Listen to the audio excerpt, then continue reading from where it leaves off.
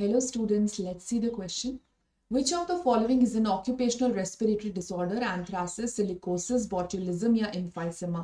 तो यहाँ पूछा है कि occupational respiratory disorder के बारे में. ठीक है, तो occupation मतलब आप जो जॉब करते हो, आपके occupation की वजह से आपको कोई disorder हो गया. ठीक है, तो ये इसका मतलब होता है. तो यहाँ पे पहला डिजीज दिया हुआ है एंथ्रैक्स. एंथ्रासिस नहीं है, मतलब एंथ्रैक्स है डिजीज का नाम, जो कि बैसिलस एंथ्रासिस की वजह से हो जाता है. तो ये तो एक बैक्टीरिया है, ये किसी की जॉब या ऑक्यूपेशन की वजह से नहीं हो रहा, ये बैक्टीरिया की वजह से हो रहा है.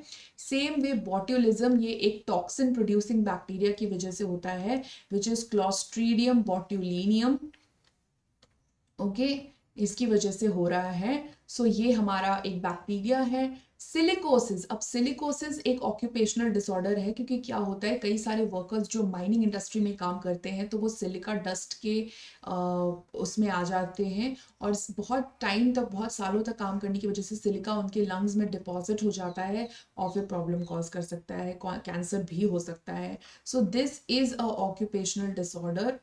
ऑक्यूपेशनल डिसऑर्डर, ये एक ऑक्यूपेशनल डिसऑर्डर है, बिल्कुल है, बिकॉज ये सिलिका डस्ट के एक्सपोजर से हो सकता है इन द माइनिंग इंडस्ट्रीज में जो काम कर रहे हैं वो. ठीक है, then we have emphysema.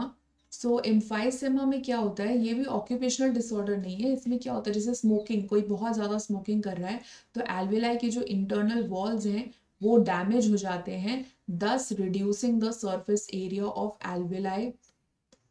surface area reduce हो जाती है, and because of which exchange of gases भी reduce हो जाता है. So यहाँ पे occupational disorder will be silicosis. Option number B. Okay, best of luck.